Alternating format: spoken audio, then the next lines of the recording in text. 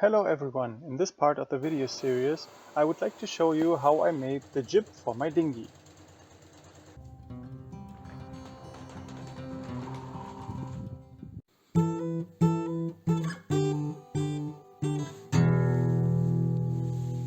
Hi, this is Jake. For this dinghy I decided for a Bermuda rig because it gives the crew the opportunity to participate as a foresailor, and it is also known for its good performance.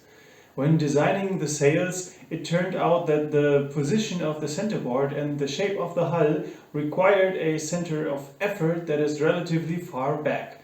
For this reason, I decided for a fat head mainsail and a relatively small jib of about 2.3 square meters. But before I go on with this video, I would like to thank the other sailmakers on YouTube for providing the great videos, like Sailride, Sail Out of a Garage, and of course Bob from The Art of Boat Building. Thanks guys! I designed the sails with sailcut CAD and took the necessary parameters from books and internet forums. In terms of sailcloth I chose for Dacron because it's one of the standard materials for sails and it is still somehow affordable. In my special case I'm using a 170 grams per square meter thick fabric, which is rather on the light side for this size of boats. There are 3 additional patches on the head, tack and clew. A few tests were carried out before sewing the sail. I used a triple zigzag stitch with a high twine tension, as the twine unwinds upwards from the standing roll with almost no resistance.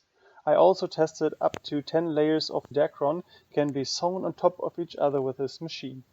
The unfoldings from the sail panels from Sailcut were then transferred to the sailcloth using my CNC plotter and a pencil. The individual parts were then cut out by hand. All the patches were sewn on before the panels were joined, which allowed for a better handling.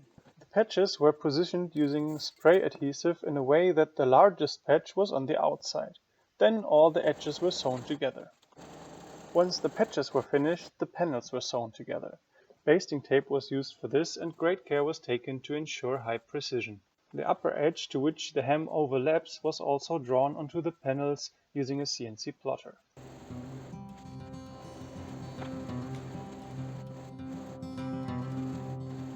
The aft and lower leech of this small jib were fitted with a double folded ham. This was folded up to the pencil line. I made a small wooden tool for this and then positioned it with basting tape. The edges were then sewn together with 2 rows of the zigzag stitch. At the ends, of course, I always go a little back and forth so that the twine doesn't slip out. The luff was fitted with a 3 mm wire with an eyelet at the top and at the bottom. This wire runs inside a luff strip. First cutouts were made in the patches so that the eyelets would fit exactly. Then the strip was sewn in place.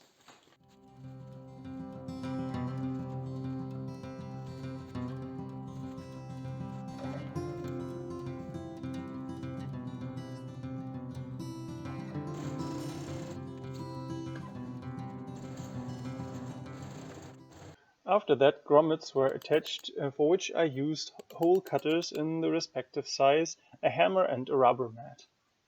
Number 1 grommets were installed next to the eyelets of the wire. A number 4 grommet was used for the clew. The number 1 grommets have the function of tensioning the sail and the luff and should therefore be attached slightly towards the center of the sail. To do this, sail twine was passed twice through a needle and wrapped around the grommet and the eyelet about 20 times. The yarn was then knotted and the ends melted on. The ends of the wire in front of the eyelets were also sewn to the luff tape with a baseball stitch. To see if the jib can be furled over my DIY roller furler and how it looks, I attached everything somewhere on the house and did a few tests. So far I'm very happy with how the sail looks, and I can tell you that it is a lot of fun to sew one. It took me about 2 days to make the whole jib. As always, I would be happy to receive suggestions for improvement and feedback. Have a nice day, Jake.